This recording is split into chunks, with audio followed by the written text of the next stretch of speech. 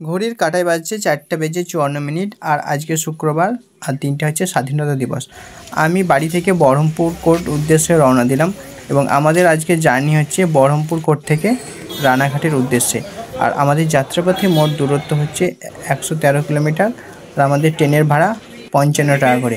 আমি প্রথমে ট্রেনের টিকিটটা কেটে নিলাম, তারপর ট্রেনের প্ল্যাটফর্মে যাওয়ার জন্য চলমান সিঁড়িতে গিয়ে 2 নম্বর প্ল্যাটফর্মে রওনা দিলাম, কারণ আমাদের সেই 2 নম্বর প্ল্যাটফর্মে আমাদের ট্রেন এসে থামবে। আমরা পৌঁছালাম এখন বহরমপুর কোর্ট স্টেশন, যেটা আমাদের বহরমপুর কোর্ট থেকে রানাঘাট নিয়ে যাবে। আর আজকে ছিল স্বাধীনতা দিবস, সেই জন্য প্ল্যাটফর্ম চত্বরটা ছিল একদমই ফাঁকা, কারণ আজকে মানুষ বাড়ি থেকে বেরোয়নি। কিন্তু আমি আর আমার দুটো বন্ধু আজকে আমরা ভাবলাম যে আমরা রানাঘাট যাব, সেই জন্য আমরা বেরিয়ে গেলাম। আর দেখতেই পাচ্ছ তোমরা, প্ল্যাটফর্মে একদমই লোক নেই, ফাঁকা বললেই চলে। তার কিছুক্ষণের মধ্যে আমাদের ট্রেনের অ্যানাউন্স করে দিল এবং আমাদের যে গন্তব্যস্থলের জন্য যে ট্রেন ভাগীরথী এক্সপ্রেস, সেটা আমাদের প্ল্যাটফর্মে প্রবেশ করলো।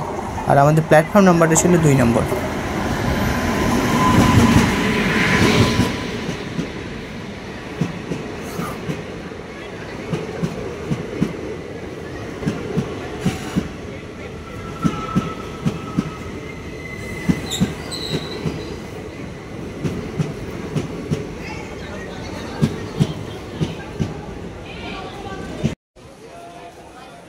এই স্টেশনে ট্রেনটি 3 মিনিট দাঁড়াবে এবং তারপর আবার সে ট্রেনটা পরবর্তী গন্তব্যের জন্য রওনা দেবে। তো ট্রেন যখন থেমে গেল, আমরা তো ওখানে প্রবেশ করে গেলাম। কিছুক্ষণ দাঁড়ার পর আর ট্রেন আমাদের প্রায় সেই বহরমপুর কোর্ট স্টেশন থেকে ছেড়ে দিল এবং আস্তে আস্তে আমরা প্ল্যাটফর্মটা ক্রস করে যাচ্ছি। আমাদের গাড়ি ছেড়ে দিয়েছে, আমরা রানাঘাটের উদ্দেশ্যে রওনা দিচ্ছি।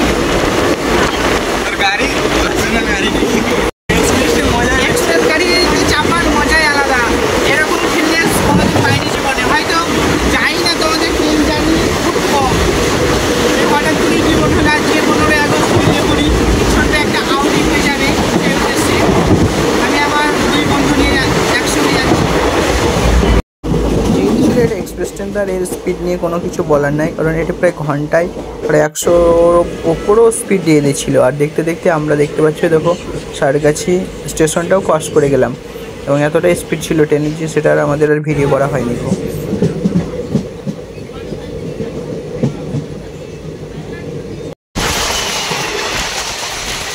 এবার আমাদের ট্রেনটি শ্রীরামনগর স্টেশনটাকে ক্রস করে গেল। মানে কি বলবো, এরকম স্পিড আমি ট্রেনে তো কোনোদিন চাপিনি। আর আমার তো আজ খুব ভালোই লাগছে।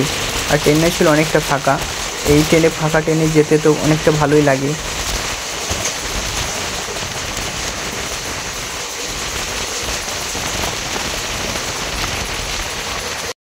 এবার একটা আমাদের ক্রসিং আছে, যেটা লালগোলার শিয়ালদা এক্সপ্রেসের সঙ্গে ক্রসিং হবে।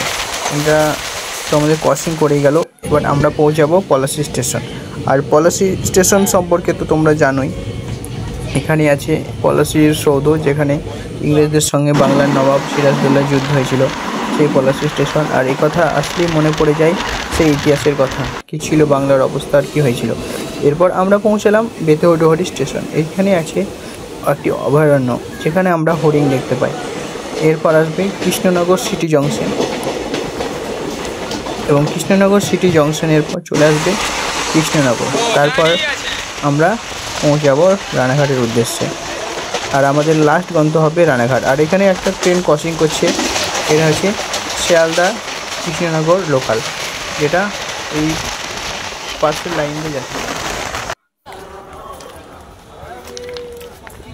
আজকের গন্তব্যস্থান ছিল আমাদের রানাঘাট। আমরা পৌঁছে গেছি আমাদের ট্রেন ভাগীরথী এক্সপ্রেসের করে। এটা সময় লেগেছিল প্রায় 2 ঘন্টা এবং সেখান থেকে আমরা 2 নম্বর প্ল্যাটফর্মে এসে পৌঁছাইছি এবং আমরা 1 নম্বর প্ল্যাটফর্মে যাব। তাই ওই যে উপরে ফ্লাইওভার, সেটা দিয়ে আমরা আবার 1 নম্বর স্টেশনে পৌঁছে সেখানে টিকিট কাউন্টার থেকে টিকিট কেটে আমাদের নেক্সট ডেস্টিনেশন সেখানে উদ্দেশ্যে রওনা দেব।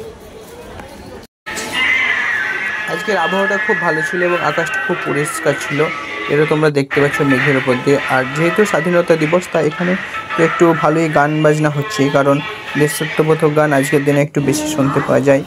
আর আমাদের এখানে দেখছি ফ্ল্যাগ হোস্টিংয়ের জন্য যে সমস্ত কর্মসূচি সেগুলো চলছে, আমরা সেটা উপর থেকে বুঝতে পারছি।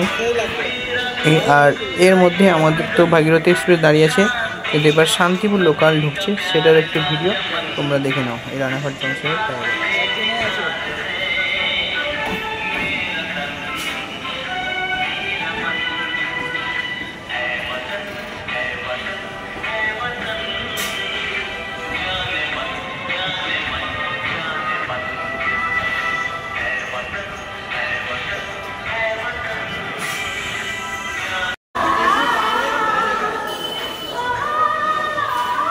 আজকের আবার নতুন জার্নি এই রানাঘাট জংশন থেকে শুরু হবে, তাই আমি প্ল্যাটফর্ম থেকে বাইরে বেরিয়ে একদম টিকিট কাউন্টারে এসে টিকিটটা কেটে নিলাম। এরপর কোথায় যাব সেটা তোমাদেরকে আর এখন আমি ভিডিওতে বলছি না, কারণ এখান থেকে টিকিট কেটে কিছু খাওয়া দাওয়া করে আবার আমরা নতুন জার্নি। 113 কিলোমিটার যাত্রা কমপ্লিট হলো বহরমপুর কোর্ট থেকে রানাঘাট জংশন পর্যন্ত। এবার আবার নতুন জার্নি শুরু হবে।